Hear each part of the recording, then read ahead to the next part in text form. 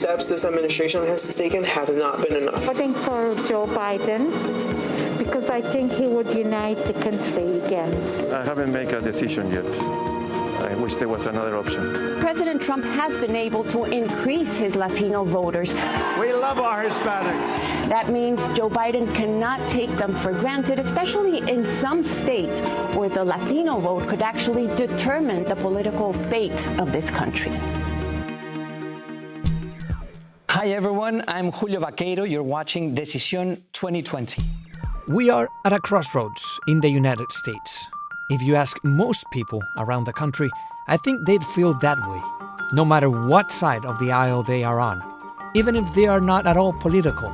And right in the middle of it are Latinos, nearly 20% of the population, the overwhelming majority born in the United States, the largest minority in the country, and more than 30 million eligible to vote this coming November.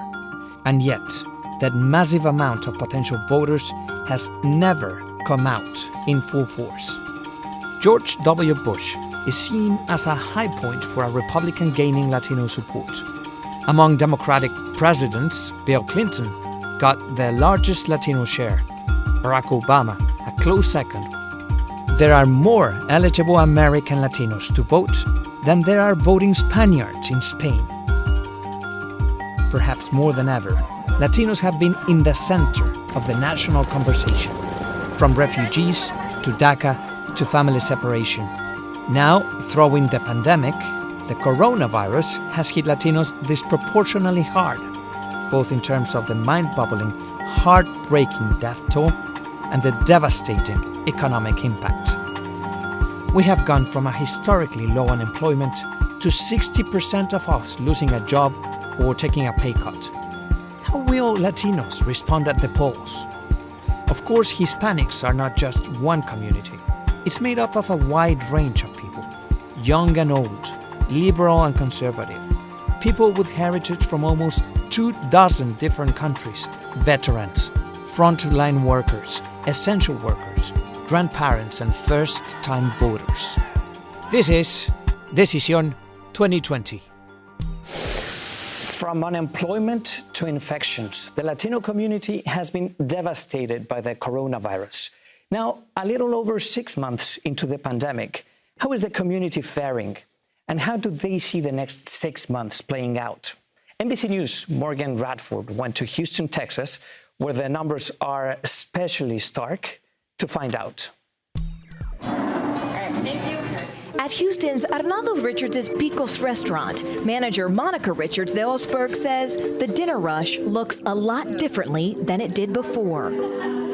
In the beginning, of course, it was very gut-wrenching, scary, trying. First few months, we were running at about 40 to 50% of what we were doing last year. And then in about May, it jumped up to about 72% of what we were doing last year. Her father started the restaurant in 1984 after he moved from Mexico. But like many Latino-owned businesses, with COVID, they've taken an unprecedented hit. There are a lot more people struggling than what the government is projecting are to be struggling. Tons more. Say that. Because we see it every day. People losing their jobs, people losing their homes, not knowing where to look next, not knowing how they're going to feed their kids. COVID has disproportionately affected Black and Latino households. And here in Houston, the nation's fourth largest city with a 45% Latino population, the numbers are staggering.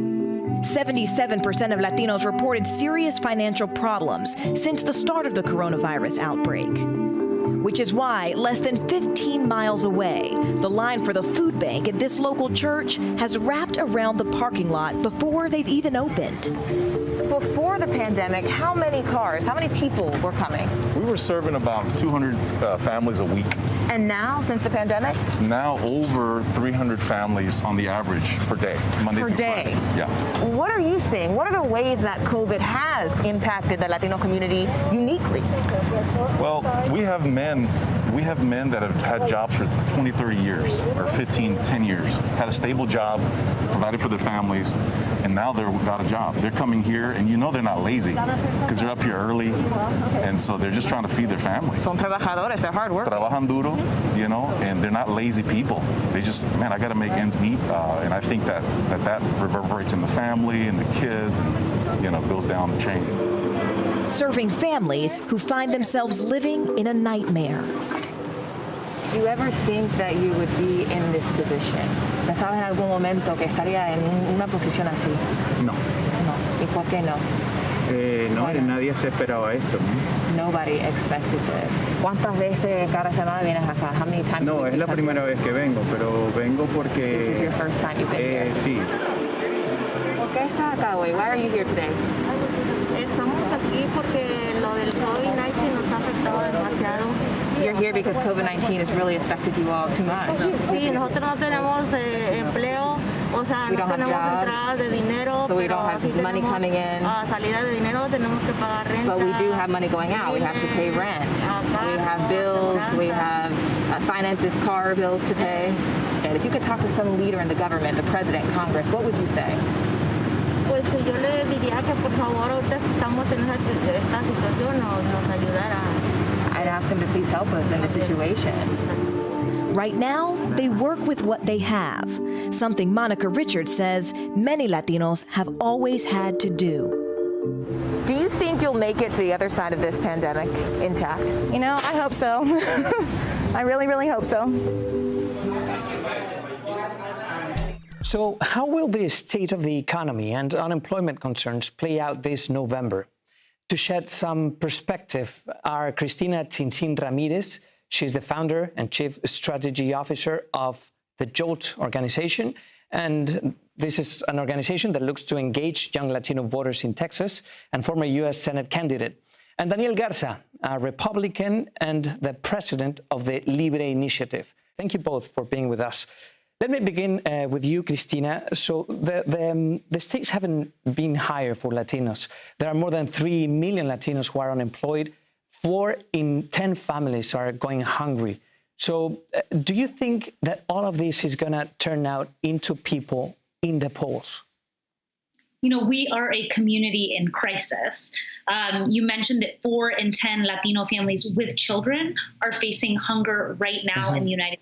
We have been uniquely impacted by COVID-19 because so many in our community were essential workers. 90% of farm workers in this country are Latino. In Texas here, 70% of the construction workforce is Latino. So we had jobs where we weren't able to stay home, jobs that put us at a disproportionate risk to get sick.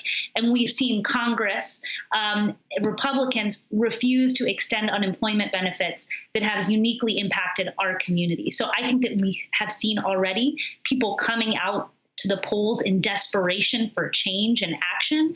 And I think that they are also incredibly questioning a government under Trump that has attacked Latinos, that has attacked our hard work, who's been willing to accept our labor, but not our full humanity. And all of that's being called into question this election. Do you agree with that, Daniel?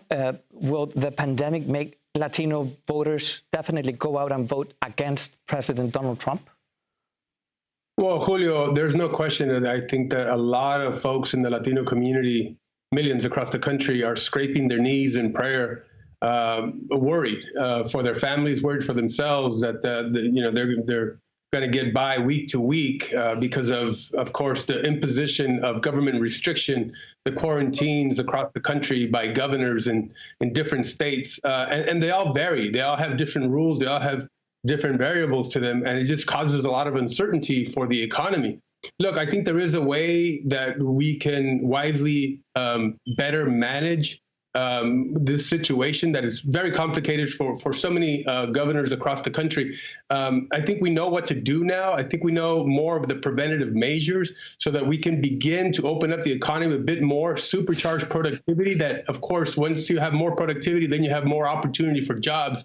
And so it's just going to be important that I think we see this sort of bounce back that is going to take to provide, again, a better opportunity for Latinos across the country. Now, Cristina, do you think campaigns are doing enough to engage Latino voters in the midst of this pandemic? No, we need to see more engagement from the candidates and from the parties, especially the Democratic Party. I don't think the Latino vote can be taken for granted. We vote overwhelmingly for Democrats. We vote overwhelmingly for progressives, especially younger Latinos. Bernie Sanders won the Latino vote in the Democratic primary.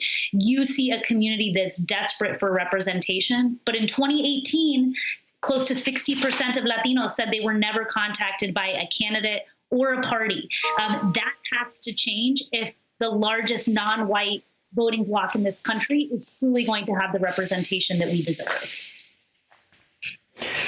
Now, Daniel, President Trump has been focusing a lot in the Latino vote, especially in Florida. What do you think resonates with the Latino vote in Florida regarding President Trump's message? Well, I think he's done a fine job, actually, of now showcasing a record that he did not have in the previous election cycle.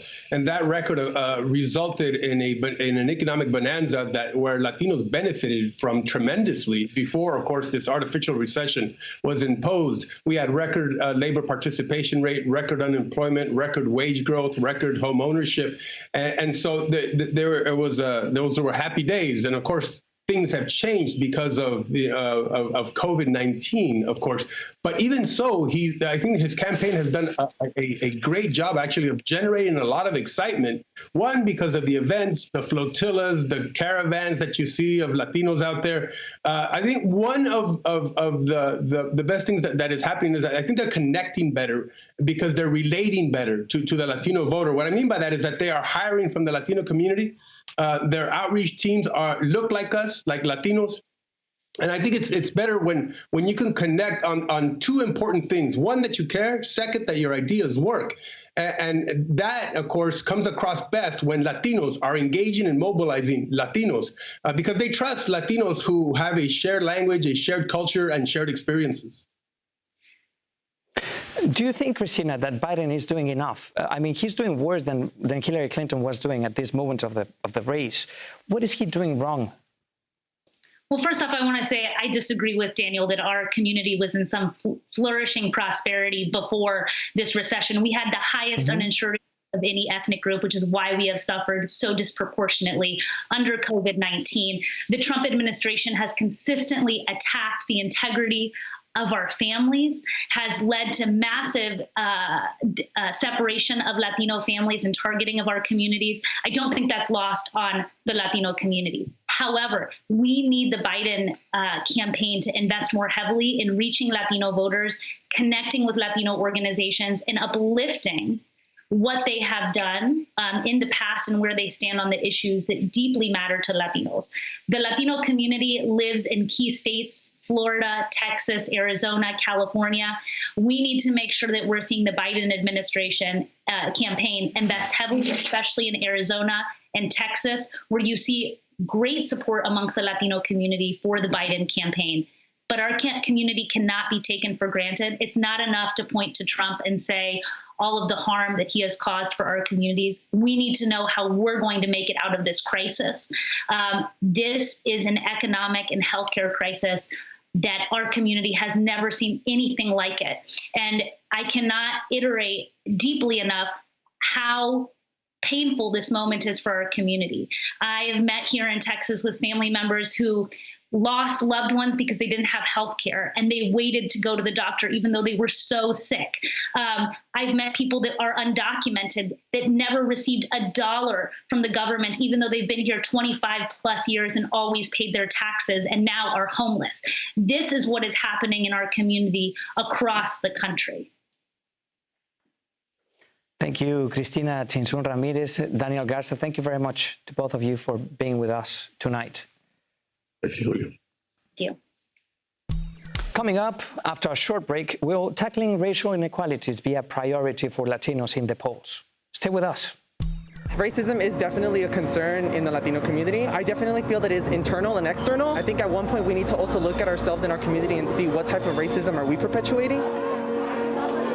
Racism isn't more what we should be concerned about rather than injustice between the poor and the rich. I came to protest because my daughter is half black and I'm Afro-Latina, and we need to know our roots. Since the police system was basically raised on systematic racism, they target black communities and minorities. So seeing it is like, am I gonna be next? I am here to tell everyone that no authority can get rid of minorities. We are strong, we are here, and we know our rights. Don't shoot, hands up! Don't shoot, hands up! Don't shoot!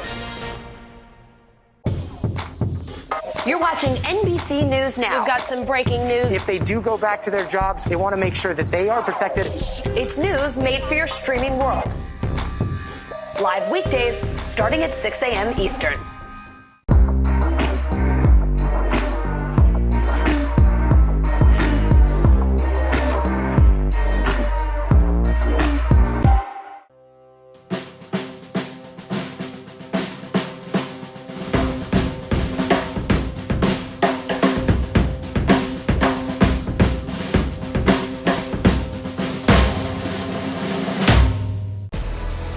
This is a situation where the state continues to struggle to expand its testing capabilities.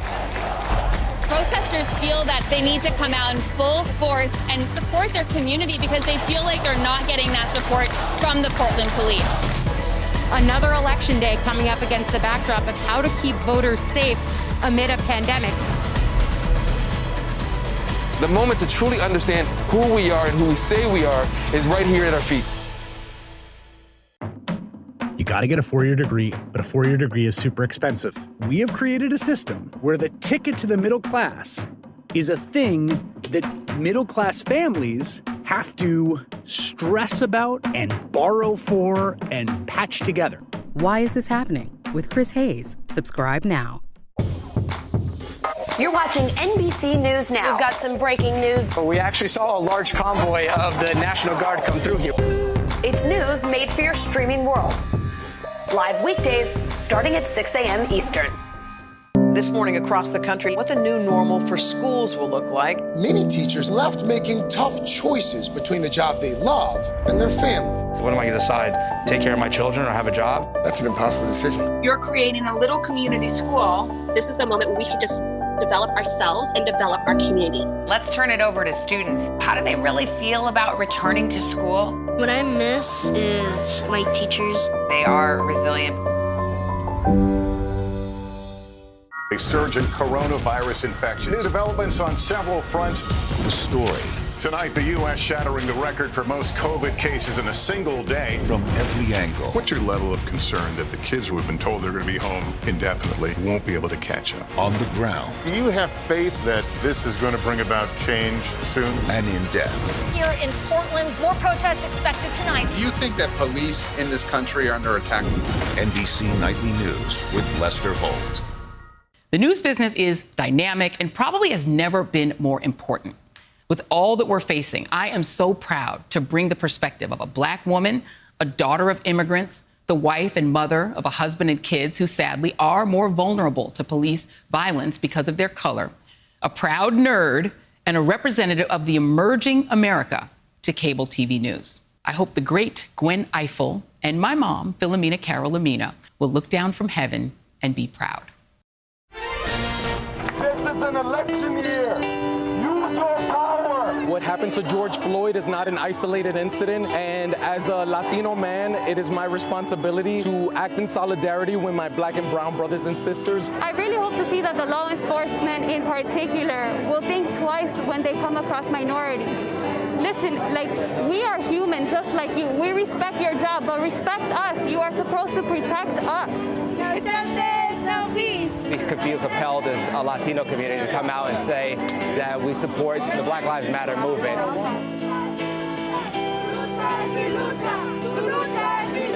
In multiple countries across the world, there are Black Latinos, no matter you're Mexican, Colombian, South America, Central American, no matter what, and they seem to forget that because of race and color, and we can't forget that. This is why it's our fight too, because these are our brothers and sisters. Hands up, don't shoot. Hands up, don't shoot. Hands up, don't shoot. Hands up, don't shoot. America's suburbs are an important part of winning the presidency, And some of the biggest suburbs are increasingly Latino. NBC News' Gary Schwartz sat down with some suburban Latinos to find out what issues matter most to them. Los Angeles has the most Latinos of any county in America, and many of them live here in the San Fernando Valley, where Latinos outnumber whites and make up 42% of its population. When it comes to the November election, Latino-majority suburbs will be key. Miami-Dade, Florida is nearly 70% Latino, and Maricopa County, Arizona has more than 1 million Latino residents. Clark County, Nevada, home to Las Vegas, is more than 30% Latino. All urban areas that include vast suburbs. Sofia Cortez is a marketing executive. She lives in Chatsworth, a town in West San Fernando Valley, with her husband and her children. We're supporting Joe Biden. Joe Biden, everybody. Yes. Have you guys always supported Joe Biden? Was he your first pick? Actually, no. This is pretty much a Bernie house. Bernie house all the way? All the way. Okay. I don't like the centrist approach that Biden has. But for them, the alternative isn't an option. The moral compass of our current president is flawed. People of color are only one thing to him: labor.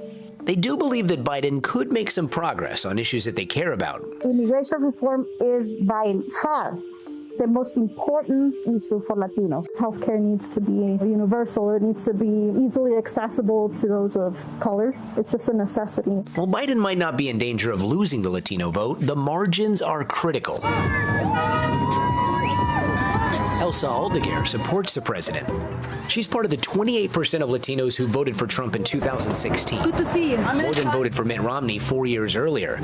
Recent polls show similar support for the president in this election. Trump all the way. Elsa said she never even voted before Trump's 2016 run, but she was so moved by his candidacy that she started Latinos for Trump. And her group helped organize this car parade through the valley last weekend. He's for law and order, the safety of our nation, the wall, the border. He supports the unborn. He is for our veterans and for our military. Those things are precious to me. He has people coming to pray in the Oval Office. Like, I love that. She was born in El Salvador. As a child, her family drove to the U.S. border, a difficult and dangerous journey. I think that if you're not happy in the country where you are, come here legally. So you think that somebody in El Salvador right now that's fleeing persecution can come to the United States and immigrate legally? Easily? I mean, you know what? I don't understand what they have to fill, what forms they have, but I'm sure that there is help. They just have to look for it. And when it comes to the Black Lives Matter movement and protests... Well, I've been stopped many times at the police, and all you have to do is follow police orders. That's it. So you don't support the idea behind the Black Lives Matter movement? Oh, no, not at all. My son is black, and my son can tell you all lives matter, and he's pretty dark. Meanwhile, Sofia's family feels a sense of solidarity with the movement. Do you think the majority of Latinos support or stand with what Black Lives Matter stands for? I think that they do because, you know, us Latinos and Hispanics, we have faced sort of the same kind of problems. And when we've had issues, when we have protested for our rights, immigrant rights, there have been our brothers and sisters of color who have also protested with us. So for us, it's kind of like us colored people have to stick together. The fight for racial and ethnic equality is center stage this year. According to a Telemundo and BuzzFeed News poll, 85% of registered young Latino voters say that social justice is the main reason why they will go out and vote this year. So to talk about this and to discuss the impact of the race issues that may have this November, we are joined by Anthony Cavazza. He is the chairman of the Republican National Hispanic Assembly of California. Also, Rosalind Damiana Lake Montero. She's a youth advocate. She's also a Latin America foreign policy analyst and Telemundo contributor, Carmen Marquez. Thank you very much to all of you for being with us tonight. Thanks for joining this discussion. Let me begin with you, Rosalind. So racial issues are a top priority for Latinos, especially young Latino voters. Why would you say that is? Okay, so also just want to thank you guys for having me here for the platform. I'm very blessed. I hope that we all connect, heal, and change the narrative. I'm also a teacher, and I want to say that very loud and clear because with these elections, right, I am a teacher. I teach Spanish and an Afro Afro-American community. I know that a lot of my seniors are going to get to vote this year as well. The issues with the race are very important in our country. I am an immigrant. I'm a woman of color who's also an immigrant, who is also a teacher. So I deal with a lot of, I face a lot of things, like many of us. So I just want to say really quick that we come from countries in Latin America where we know that there's not representation that's adequate to the population that we have. That's why it's so important for us as Latinos to unite in the fight for Black Lives Matter, because we know that Black lives exist in the United States and also in Latin America. So I know that voting for us younger people, for the millennials and some of the Gen Z kids, racial issues are so important because that's what we're living. That if we're not, and I advocate them to go and vote, because if we are going to be complaining about everything, we're not changing things. It's okay to do the chatting, right? But we have to be about it. We're supposed to be healing, and we are the American dream. We just have to make sure the American dream starts looking like us. So that's why we need to make sure we vote to change, to change things that are bothering us. So, Rosalind, Telemundo survey showed that 3 out of 4 young Latinos reported that over the past 2 years, they were the target of a racist attack. So, Carmen, I want to ask you, how do you think this will impact the way they vote?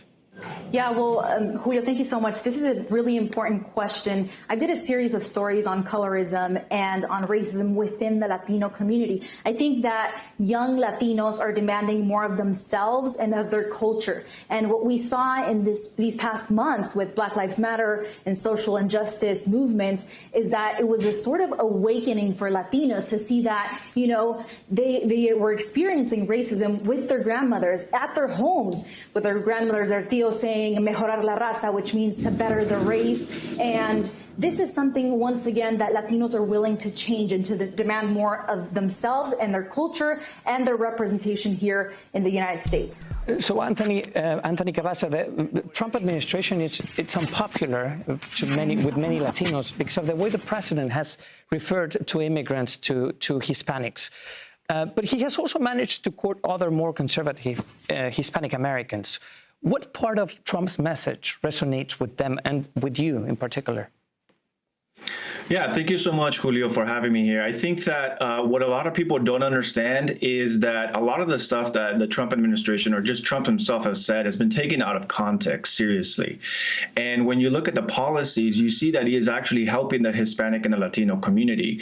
It kind of baffles me that you have a lot of, left-leaning or Democratic Latinos that quickly forgot that Biden administration under Obama, right, built the cages that the children were in, and Trump ended that in 2018.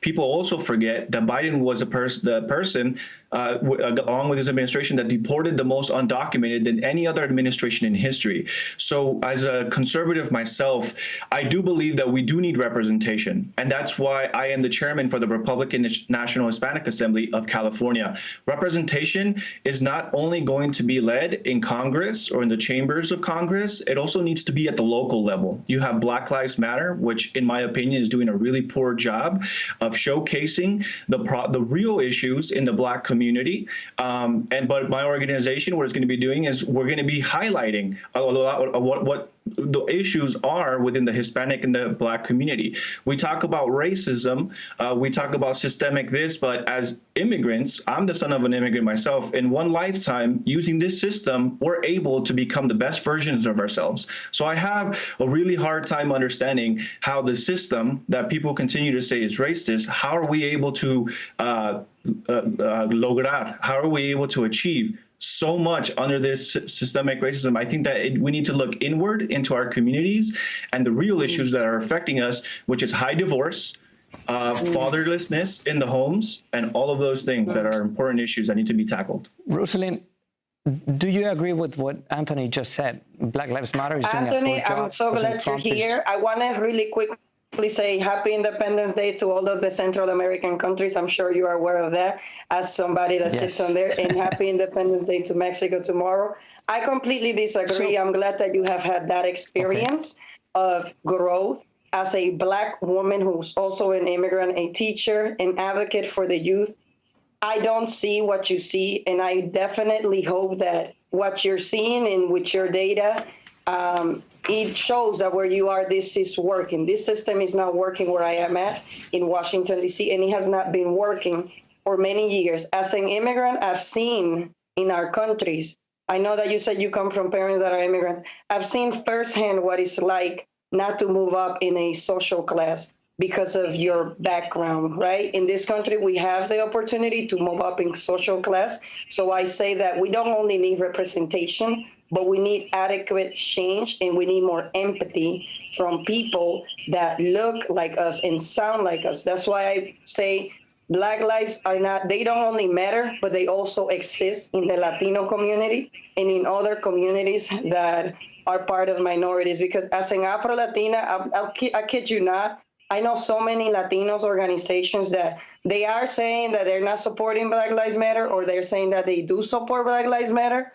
But where are your funds going, and how are you racially classifying people, right? So also encourage our community to do the census, to do all of those things, because you're not going to talk about things that you've never felt personally. I'm a woman, and I did not get your name.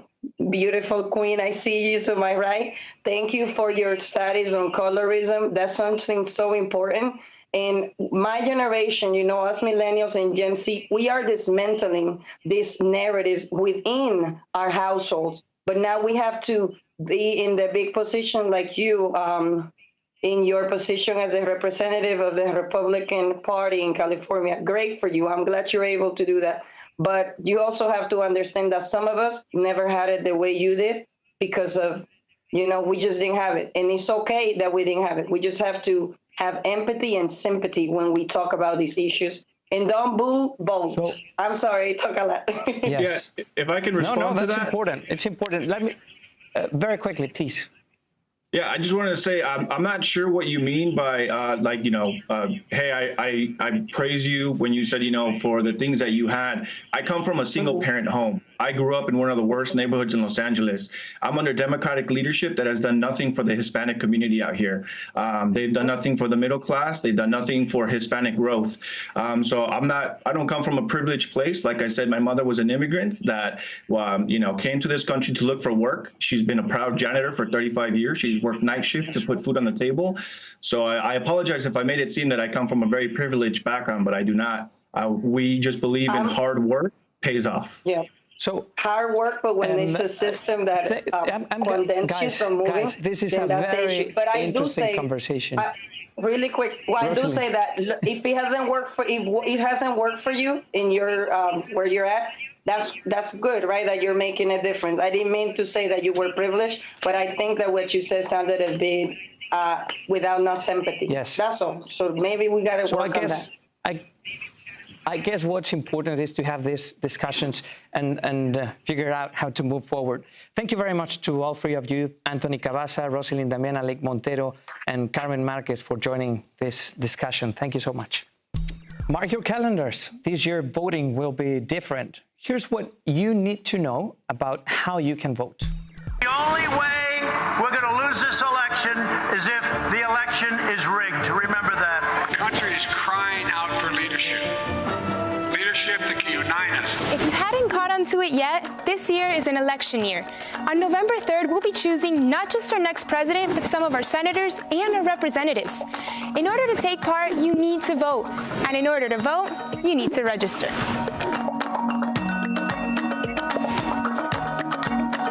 More than 150 million people are already registered to vote in the U.S. If you're not one of them, you've still got time, but you need to move quickly. First things first, do you qualify? You need to be a U.S. citizen and at least 18 years old. In most states, you can register to vote as a minor as long as by the time voting day comes around, you're already 18. You also need to be a resident in the state that you're voting in. But now, how do you register? Online, filling out this national voter registration form and mailing it, or also heading over to your local election office. Have your address, your ID, and your social security at hand, and be ready to choose your party. It's a defining moment. Democrat Republican. Of course, you could go with another option, no party affiliation. You can be independent. If you were to pick one side, that doesn't mean that you have to vote for the candidate in that party in the general election. You can change your mind. The party slot when you register matters more in primaries and caucuses, but those are pretty much behind us. Registration deadlines vary by state, so make sure that you check yours right here before it's too late. And now let's go over some scenarios. Say you've registered to vote in the past, but you moved to another state or you changed your name. That means you need to update your information, especially if you plan to vote by mail. And if you're a U.S. citizen, but you're living out of state or part of the armed forces stationed in another country, make sure that you're registered because you can vote with an absentee ballot. Go to this website, fill out this form, and you're good to vote. And finally, if you registered in the past, but you want to make sure that everything is in order, checking is really easy. This is where you go. Election Day is on November 3rd, and this year it falls during a worldwide pandemic. Needless to say, yes, things will be different. There will be fewer voting centers and a lot more voting by mail, something that's already started to spark a little bit of a controversy. The choice of how you vote is up to you, just like the choice of who you vote for. But if you do decide to cast your ballot from afar, keep in mind that it takes longer, so try to do it with a little bit more time. In any case, if you are eligible to vote, don't let others choose for you. Register.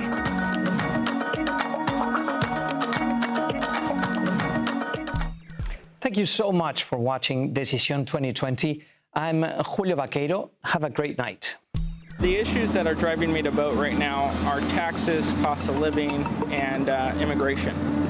This whole election and this whole political cycle has just overcharged every issue. So personally, for me, I'm voting because everything's at stake. Healthcare should be number one.